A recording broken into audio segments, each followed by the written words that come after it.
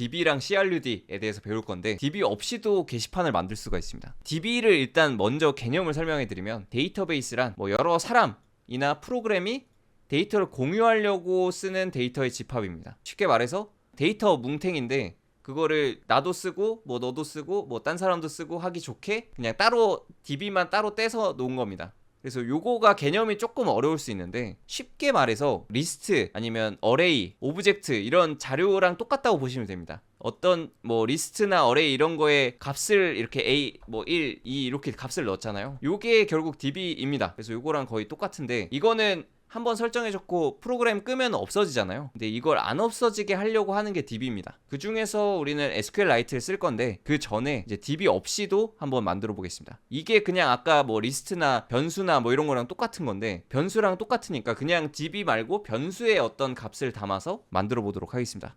index.js 여기 파일로 와서 변수랑 똑같다고 했으니까 이 위쪽에 그냥 변수를 하나 만들어 주겠습니다. let 이라고 쓰고 코멘트라고 하는 여기서 이 리스트를 만들어줍니다. 대괄호를 쓰면은 이게 빈 리스트죠. 그래서 여기에 1, 2, 3 이렇게 값 여러 개 담을 수 있는 이 리스트. 아마 파이썬 배우신 분들은 똑같이 잘 아실 텐데 이런 식으로 리스트를 코멘츠라는 변수 이름으로 만들어 주겠습니다. 그럼 이게 지금 DB입니다. 사실상 거의 DB인데 이거는 단점이 이제 프로그램 끄면 날아가는 DB다 일 뿐이지 뭐 데이터베이스랑 거의 개념은 똑같습니다. 그래서 어떤 값을 저장하는 곳이고요. 그래서 이 커멘츠 안에 뭔가 값을 추가를 해주겠습니다. 그러면 일단은 뭐 get보다는 포스트 방식으로 날라왔을 때 포스트 방식으로 날라온 이 request.body에 있는 이 컨텐트 값을 임시로 만든 커멘츠라는 가짜 DB, DB는 아니죠. 아무튼 변수에 저장해주는 걸 해보겠습니다. 저장을 하려면 일단은 이 값을 받아와야 되니까 request.body가 잘 들어오는 건 확인했죠. 혹시 모르니까 콘솔 로그는 남겨놓고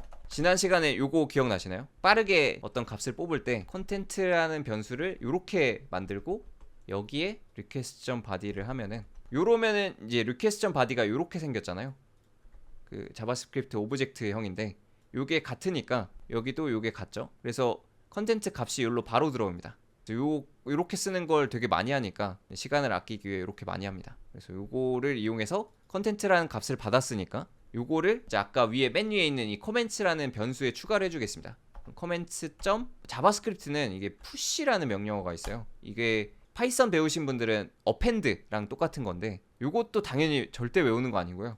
이렇게 검색하면 됩니다. 자바스크립트 만약에 파이썬을 배우셨다 하면은 append, 리스트 뭐 이런 식으로 뭘 하려고 하는지는 알겠죠? 그 리스트에 어떤 값을 추가하는 거 그럼 자바스크립트에서 어떻게 하냐가 엄청 나옵니다. 그래서 뭐 스택 오버플로우를 들어가 보면 나오겠죠? 네, push를 쓰면 된다고 잘 나와 있습니다. 그래서 이 값을 추가하면 이게 홀라가 추가된다 라는 건데 아무튼 이거 외우는 거 아니다 라는 걸 말씀드리려고 한 거고요. push 이용해서 콘텐트를 넣어 보겠습니다. 네, 이렇게 하고 이 위에 코멘츠가 잘 들어갔는지 값이 들어갔는지를 찍어보면 콘솔 로그로 일단 찍어보겠습니다. 그리고 서버를 재부팅 하신 다음에 보고 여기에 조코딩 뭐 이런 값을 서밋을 해보겠습니다. 서밋을 해보면 create post로 넘어갔고요. 그러면 create post 여기로 들어왔겠죠. 그리고 이 로그 찍었을 때 이게 잘 들어갔고 커멘츠라는 그 임시 DB에도 잘 들어가서 이렇게 잘 들어간 걸 확인할 수 있습니다. 이거는 크리에이트를 해준 거고요. 즉 값을 넣는 행위를 해준 건데 이거를 보여주는 거를 여기 인덱스 페이지에 보여주도록 하겠습니다. 그럼 인덱스 페이지가 이렇게 지금 폼 태그만 있는데 위쪽에 h1 태그로 댓글 목록 이렇게 정해주고 여기에 자바스크립트를 쓸 수 있다고 했잖아요. 여기에 지금 num 값을 넘겨주는 걸로 돼 있는데 num 값이 아니라 이 comments라는 요 값을 넘겨주는 걸 해보겠습니다. 커멘츠 안에 이거는 이제 키고 밸류에도 커멘츠를 넣어주면 요거를 그대로 넣어서 들어가는 건데 이름이 같으면 뭐 한 번 쓸 수도 있는데 이해를 위해서 그냥 이렇게 써보겠습니다. 커멘츠라는 키로 커멘츠 위에 있는 이 변수를 넣어준다 라고 하면 값이 추가될 때마다 여기에 값이 추가되면서 이게 프론트엔드로 날아갈 수가 있겠죠. 그래서 일단은 요걸 한번 찍어 보겠습니다. 이렇게 썼었죠. 여기에 커멘츠라는 값이 날아올 테니까 이걸 받아서 이렇게 출력을 해보겠습니다. 그리고 뭐 HR이라고 쓰면 이제 줄이 쫙 그어지면서 밑으로 내려지는데 요거 이용해서 이거 잘 들어오는지 한번 확인을 해보겠습니다. 그러려면 일단 하나 더 해줘야 될 게 지금 포스트 요청으로 크리에이트로 오면은 결국에 그 리스폰스 응답으로 주는 게 그냥 하이밖에 없죠. 글자. 근데 하이가 아니라 다시 get 이쪽으로 가도록 해야 이제 인덱스 페이지가 나오겠죠. 그러려면 리스폰스에 점 리다이렉트라는 게 있습니다.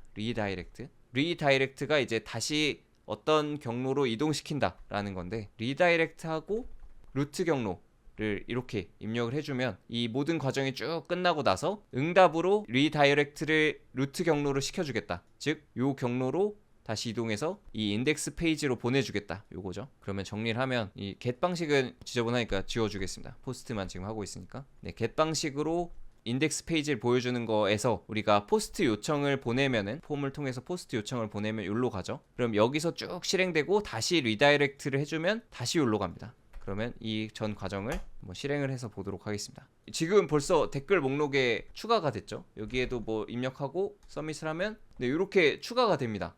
지금 벌써 DB가 만들어진 겁니다. 그러니까 사실상 DB라기보다는 변수가 DB처럼 쓰이고 있는 겁니다. 그래서 벌써 이렇게 댓글을 작성하는 기능이 완성이 됐는데, 단점은 당연히 요거를 컨트롤 C 하고 서버를 종료한 다음에 다시 키면은 당연히 값이 새로 고침하면 날라가 있겠죠. 왜냐면은 지금 우리는 그 서버가 켰을 때도 남아있는 DB를 쓴 게 아니라 그냥 단순히 위에 있는 이 변수 안에 어떤 값을 다 저장해 놓고 얘를 출력을, 코멘트라는 걸 그대로 그냥 자바스크립트로 받아서 이렇게 출력을 해준 거죠. 네, 그래서 요거는 임시로 여기서만 쓸 수 있는 네, 그런 데이터베이스가 된 겁니다. 한 겁니다. 그래서 마인 펄 서밋 하면 이렇게 추가가 됩니다.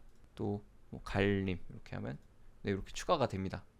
콤마로 연결되는 건 이제 이게 리스트라서 그냥 보이는 건데, 이거를 좀 더 이쁘게 나오게 하려면 이렇게 할 수 있겠죠. 이게 리스트니까 자바스크립트를 그대로 받아서 쓸 수 있다고 했죠. 여기도 for문을 이용해서 는을 지우면 이제 내부적으로 처리가 되는 코드가 되고요. for문을 이용해서 자바스크립트에 for i 해서 이런 거를 앞쪽에 배웠는데, 이런 문법도 있습니다. 파이썬에는 in 해서 코멘트 하면은 여기에 있는 요거 해가지고 받아오는 게 있잖아요. 이게 여기는 of입니다.